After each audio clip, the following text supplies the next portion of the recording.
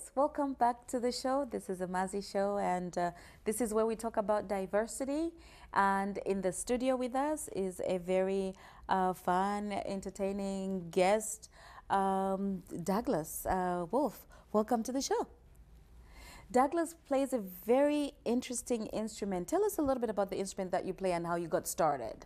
Well, it's a banjo. I have one here. I have a couple of them, and there's a lot of different kinds of banjos. Okay. I was about 14 or so, and Pete Seeger, this was back in the 60s. This was just before hippies.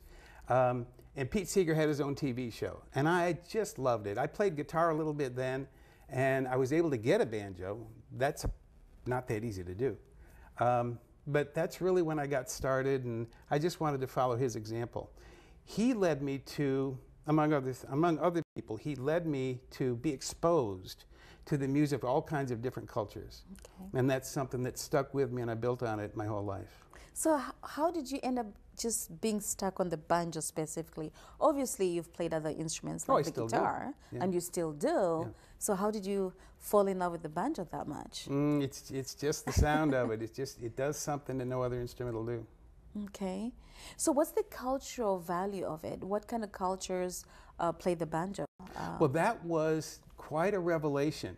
At the time, Motown was just coming into its power, and I lived in a kind of a rural area. There wasn't much diversity, so there was. But when I saw diversity on TV or I heard it on the radio, I was fascinated, and I wanted to find out more about it. So what I found out was that the banjo actually goes back to Africa.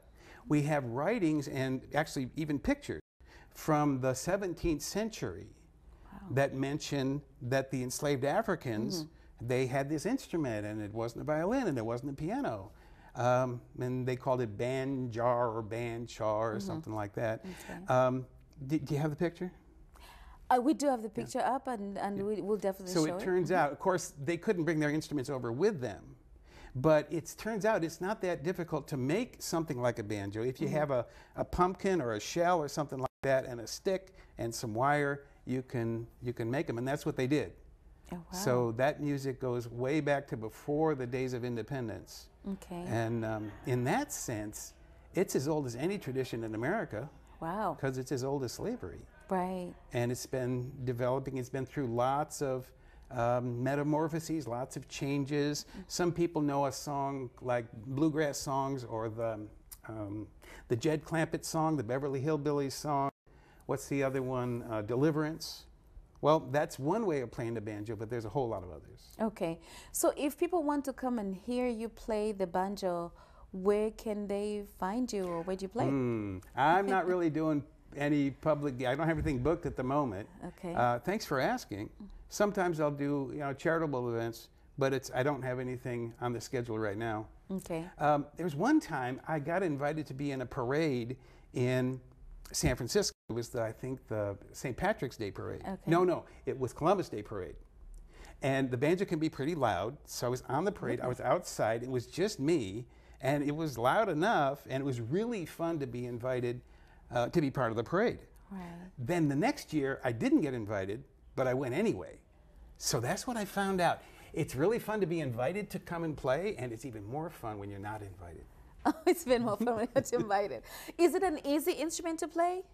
You know, I always get that question. There's some things that are easy about it, but there's a particular rhythm to it that it took a really, really long time to get it right. Can I show you? Well, you will be playing. Are you going? We would love for you to play. Okay. No, right after this interview. That particular rhythm. Well, it's the thing that makes a banjo unique. The most obvious thing is that this is a drum.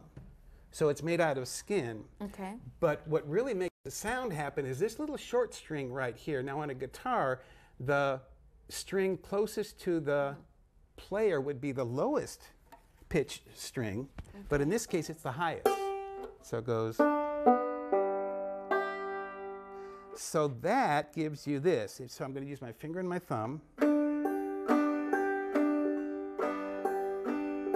And that's what's really characteristic. And we can see this little string on instruments that go back 400 years. We can see it on instruments that are being used in Africa today. Okay. And then when I get my right hand going, it goes like this. I mean, what's this? My left hand going, it goes like this.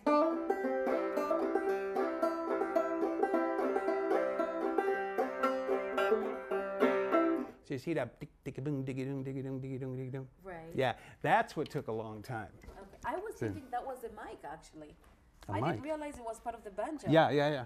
Okay. It's the same as these buttons here. Okay. They're for tuning. But yeah, this string only goes part way up. Oh, is that what it does? Yep. Okay.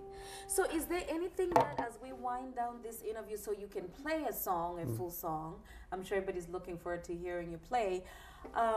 Is there something that you want, anything else that you want to talk about in regards to the banjo and what it does, and anything else that you Well, want? it's just marvelous the way it's been adapted to so many different uses. Okay. In Irish music, in traditional Irish dance music, which is about as far away as you can get from African American culture, they've adopted the banjo too, just because it really fits. Right. Anything that's got a fiddle in it, any kind of a fiddle dance tune, anything like that, it fits in. And oh, have you seen The Greatest Showman? No, I'm Oh, not. you must do. It's wonderful. It's the only movie I've ever paid to see 3 Okay. times. Oh, It's wow. just great. And Okay. even there, it's a full-on Hollywood production, and there's a great